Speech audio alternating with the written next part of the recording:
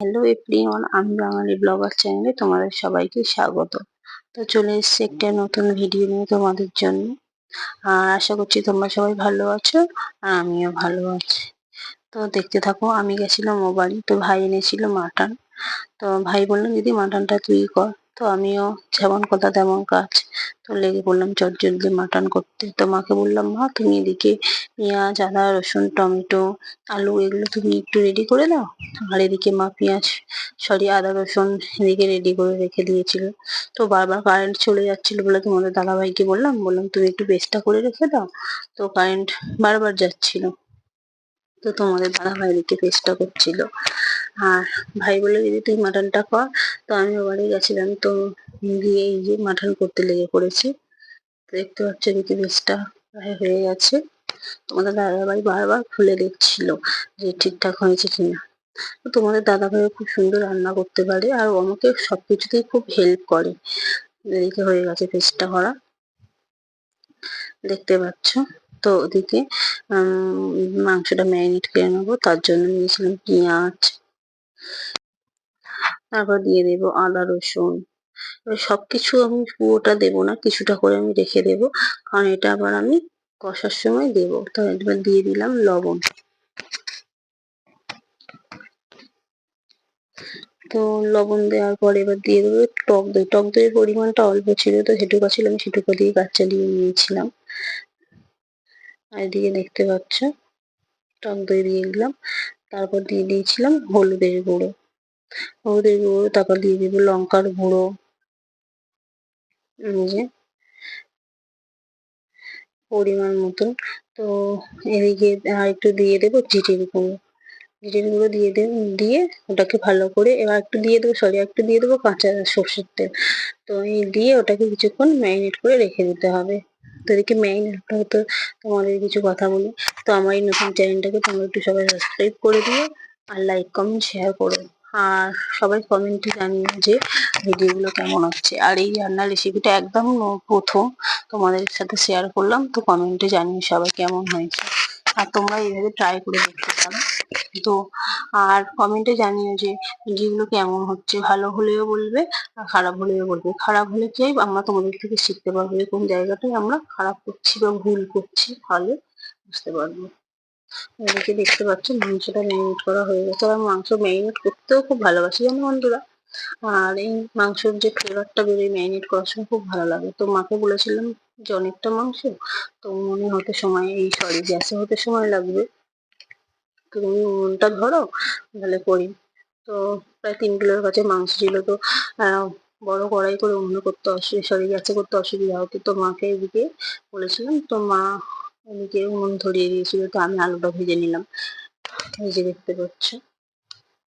আর একটু তেল দিয়ে দিয়েছিলাম শুকনো লঙ্কা, তেজপাতা ও আর দিয়ে দিয়েছিলাম গোটা গরম মশলা, দারচিনি, এলাচ যেগুলো থাকে গোটা গরম মশলার মধ্যে, সেগুলো ফোড়ন দিয়ে দিয়েছিলাম।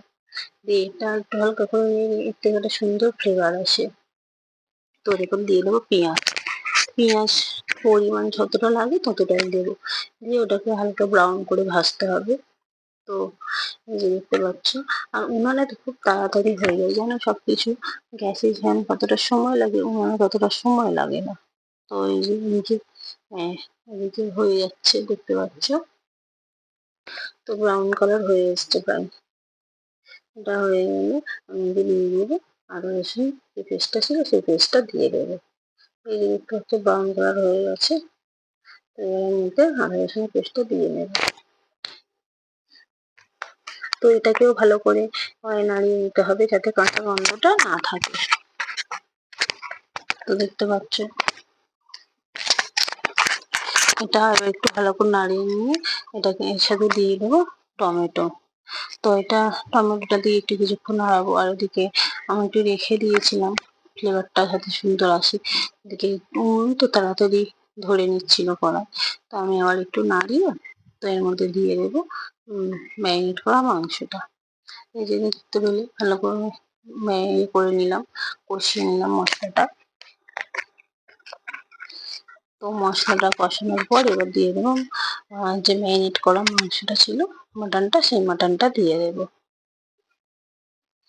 তো এই মাটনটা ম্যারিনেট করতে খুব অসুবিধা হয়েছিল, কারণ পরিমাণে অনেকটা ছিল তো। আর আমি অতটা কোনোদিন করিনি, যার কারণে খুবই অসুবিধা হয়েছিল। তো মা আমাকে সব দিক থেকে হেল্প করেছিল। তো আরো উনুনে তো আমি কোনোদিন করিনি, আরো অসুবিধা হচ্ছিল করতে। তো এদিকে দেখতে পাচ্ছ মাটনটা কড়াই দিয়ে সুন্দর একটা গন্ধ আসছিল। আমার খুব ভালো লাগে মাটন খেতে। আর এই যে এখন ডাবিং করছি, তো আমার এখন লোভ লাগছিল, যদি মনে হয় আরেকটু পেলে খেয়ে নিতাম। তো এদিকে লবণ দিয়ে দিয়েছিলাম আরেকবার। যেরকম ম্যারিনেট করার সময় সবকিছু দিতে হবে, তো আমি কষার সময় সেরকমই। আর এই পদ্ধতিটা আমি আমার মায়ের কাছ থেকে শিখেছি। তো তোমরা কে কেমন ভাবে রান্না করো সবাই আমাকে জানিও কমেন্টে। আর এই যে দিয়ে দিয়েছিলাম লঙ্কার গুঁড়ো, হলুদ গুঁড়ো দিয়ে এটাকে আবার ভালো করে নাড়িয়ে নেব। তো নাড়াতে নাড়াতে মাংসর যে একটা কাঁচা গন্ধ সেটাও যাতে বেরিয়ে যায়।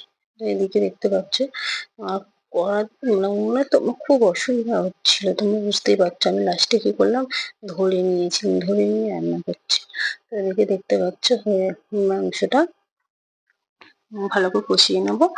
আর মাটন তো একটু হতে সময় লাগে। তো মাকে বলেছিলাম না মাটনটা যখন হবে তো হতে হতে আমরা উনানে হচ্ছে তো এত সময় লাগবে। তো মাকে বললাম মাটনটা প্রেসারে করে গ্যাসে দিয়ে দেবে। তো পরিমাণে অনেকটা ছিল, মা দুটো প্রেসারে করে গ্যাসে দিয়ে দিয়েছিল। এই যে দেখতে পাচ্ছ। আর মাটনটার কালারটা কত সুন্দর এসছে দেখো বন্ধুরা। তো আমার এখন দেখে এখনই লোভ লাগছে।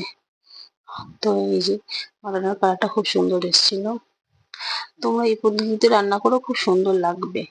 আশা করছি সবাই এইভাবেই রান্না করে। তো আমি এই পদ্ধতিটা আমার মায়ের থেকে শেখা। আমার মা খুব সুন্দর রান্না করে, আর মাসিও খুব সুন্দর রান্না করে।